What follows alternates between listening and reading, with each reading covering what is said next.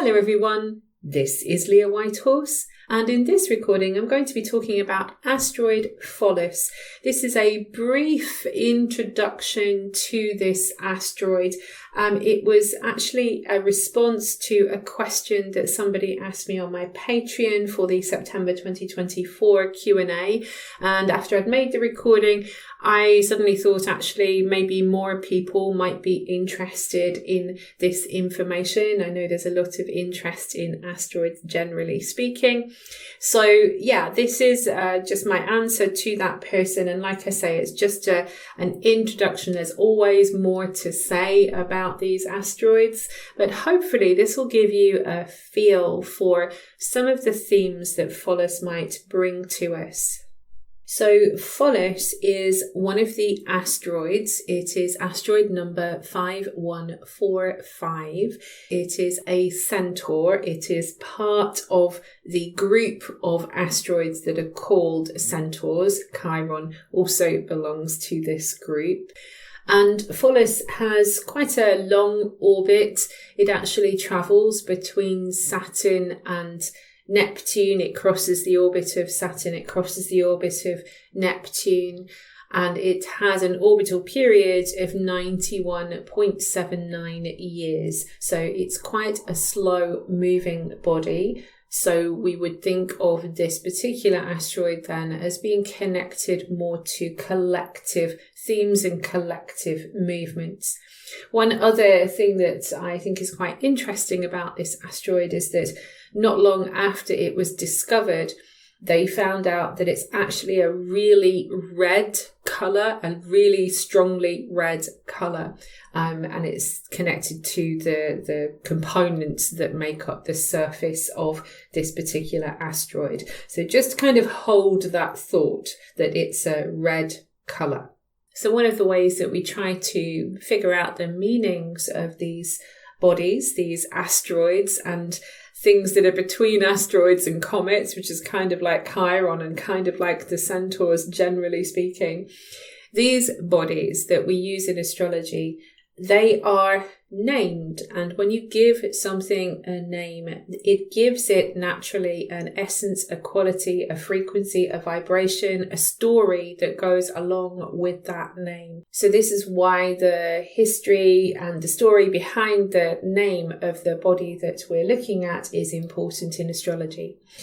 So Pholus was a centaur, and he was a little bit different to all of the other centaurs apart from Chiron. In fact, it was just Chiron and Pholus who were considered to be very wise and who were often shown more human-like. So very often the centaurs, we see them as half man, half horse, and it generally is that the horse part kind of starts at around the front of the chest. So really the centaur only has like the top half of a human body and head, and everything else is the body of a horse.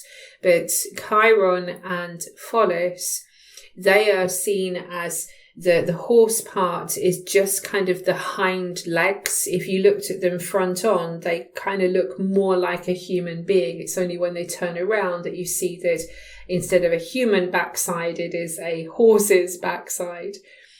So the human features, the extra human features, tell us that they were thought of as being wiser and more human and more intellectual, more reasoned, more educated. And so Pholus was considered to be this wise character. And he was also friends with Hercules or Heracles, and Hercules is all about strength. So we know that there's something about strength and wisdom that's being brought together with Pholus. Now, the story goes, and there's lots of different variations of the story. So the rough story goes that Heracles came to visit Pholus, and during the course of that visitation, a bottle of wine was opened. Sometimes they say that Pholus had a job to guard this sacred wine, At other times, it's just a case of he wanted to give his friend some wine. Sometimes people say that Heracles was stealing the wine. Somewhere along the line, a bottle of wine came out and the lid came off, and the fumes from this very old wine got into the air and finally into the noses of all of the other centaurs, and that started this huge battle. And it's the battle where Chiron received his famous injury, and the same battle actually killed Pholus. Pholus was examining one of the arrows, marveling at how it could kill one of the centaurs, and accidentally pricked his foot with it, and that was that. He was poisoned and he died. So there's the story. So we hear then in that story that there is a chain reaction of events, starting with the uncorking of the wine. The famous astrologer Melanie Reinhardt, she uses the key phrase, the lid comes off with Pholus. And in practice, that's also what I've seen with this particular asteroid. I really resonate with that idea. In my old notes that I had around this asteroid, I had written something like dominoes or the domino effect, the same kind of thing. That you can't sort of undo whatever is done around Pholus. There are going to be consequences, intended or unintended, with Pholus. It doesn't always mean bad. It just means there are consequences to all of our actions. And so in transit, yes, I think that's what can come out, that we find that Pholus represents where things have built up. If you think about a bottle of wine, it's been fermenting for a long, long time.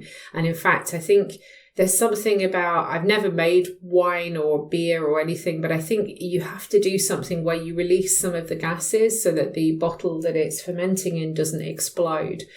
So it's a little bit like that. It can have this kind of explosive energy about it.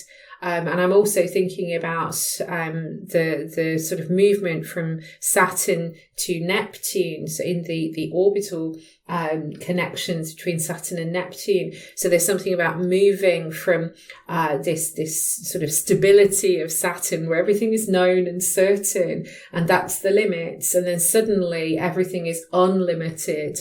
Neptune, in fact, can be associated with being drunk, and you know, everything goes when you're drunk because you stop seeing the rules and you've gone beyond your usual behavior, your usual conditioned behavior, because there's an intoxication. So there can also be that influence that comes with Pholus as well, that we can be intoxicated by whatever it is that's compelling us. And this is part of the catalyst and part of the lid comes off kind of scenario. I also feel like if we go back to the idea of it being a red planet, a really, really red planet, I wondered whether we might also think of that as an alert as well. There is something about Pholus that alerts us to the potential for these escalating consequences.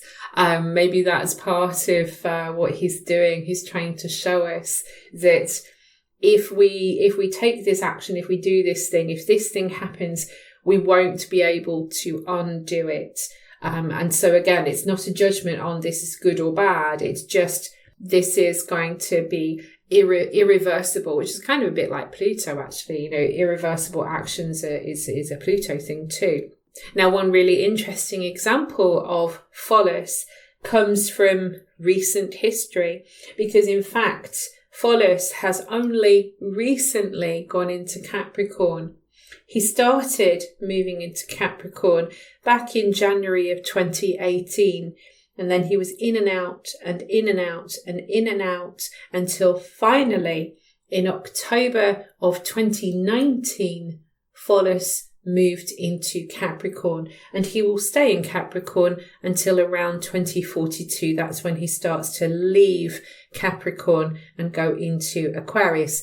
not long afterwards, Pluto will start to move out of Aquarius and go into Pisces. So late October, 22nd of October 2019 is when Pluto finally moved into Capricorn.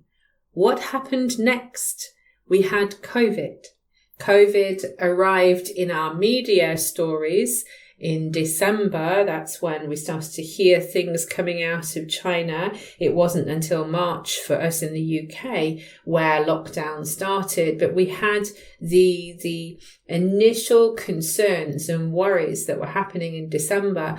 I would imagine, I haven't actually looked it up, but I would imagine that if we were starting to hear about it in the news in December, then I imagine there were things happening before December in China that were already kind of setting things in motion. So how interesting then. Pholus arrives finally into Capricorn, a sign that is associated with borders and boundaries.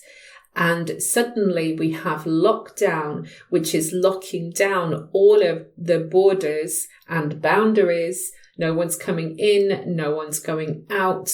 Everyone is locked in to their homes. There's no flights going anywhere. Movement is highly restricted in an attempt to stop the spread of disease. But as Pholus tells us, you can't put it back in the bottle. You just can't. And therefore, the disease spread across the planet very, very quickly. So I think this is, like I say, a really, really interesting example of Pholus in action. Of course, we had, Saturn conjunct Pluto in Capricorn as well, along with Ceres, and, all of that was playing into this. But I think we could definitely say that Pholus is part of this story. And also it's part of the story symbolically with all of the stuff that's been going on with Capricorn, with Pluto, of course, now finishing its journey through Capricorn. Currently, as I'm recording this on the 21st of September 2024, Pluto is sat on the 29th degree of Capricorn. And we are having this constant situation now, it seems, where there is exposure after exposure after exposure of very established figures and very established organizations. And again, that kind of influence, that's Pluto. But Pholus is the sense that what has been set in motion now cannot be undone. The secrets can't be put back behind the scenes. We can't shove this information out of sight, out of mind anymore. In the same way as that we can't unsee the things that we've already seen. As far as Capricorn is concerned, this is about, the systems and kind of the institutions and the unwritten rules that are our conditioning in society. All of this is kind of unraveling with Pholus, and Pholus is showing us these are the consequences. This is the consequence of these rules. This is the consequence of this conditioning. This is the consequence of these foundations. I'm alerting you, red alert. I'm alerting you to these things, and that there are things now being set in motion that cannot be undone. So Pholus, yes, can represent some pretty heavy kind of themes and ideas, but I think it's always important to remember that he is a wise character, and that sometimes things happen to us that we can't anticipate, that we don't expect. No matter how much wisdom and experience we have, sometimes life just brings us things that we have to deal with in whatever way. So I think that's also part of Pholus as well. And again, it's not good or bad or indifferent. It just is. So Pholus, I think, when it is in transit in the chart and maybe it's making important aspects, I would look at very close conjunctions to angles or to natal personal planets in particular. So Sun, Moon, Mercury, Venus and Mars. Then you're likely to have more of an impression of what Pholus is about. And maybe it is just, recognizing the actions that you're taking, especially if it's a Mars transit, the actions that you're taking now, again, have consequences, that there is going to be something set into motion here. And sometimes, that is exactly what we need. We need that lid to come off because things have been building up for too long. And we don't want to get to a situation where everything just explodes. We want to get from the stuffiness of Saturn. We want to get that sort of feeling of being restricted. We want to move past that so that we get to the transcendence of Neptune, that feeling that we are now at one with everything, which, if you've ever been drunk, there are sometimes those moments when you just think, yes, I am at one with the world. It's all lovely. Everything's amazing.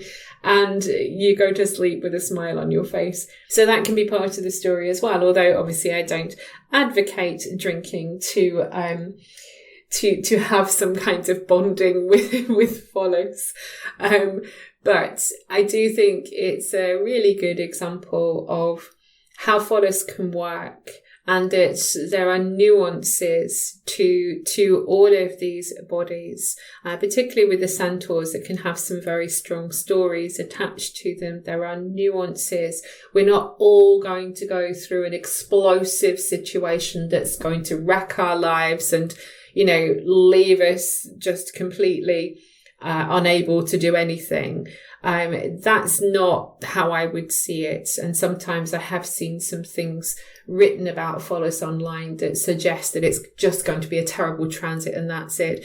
We do this with Pluto and we do this with Saturn, and we kind of all need to stop doing it because there's subtleties and nuances to all of these stories. So generally, Pholus will set something in motion that ideally will move you from a place of restriction, limitation or lack to a place of spiritual understanding, unity, and possibly peace with Neptune. So these are just a few ideas about asteroid Pholus. I hope you found it helpful. If you did, please do click a like and subscribe. You know that it helps the algorithm. If you would like to hear more from me, I do have more about asteroids on my website, also on my Patreon. I have a Substack and social media links. I'll leave all of those links below. I will see you again soon. And in the meantime, I wish you many blessings on your path.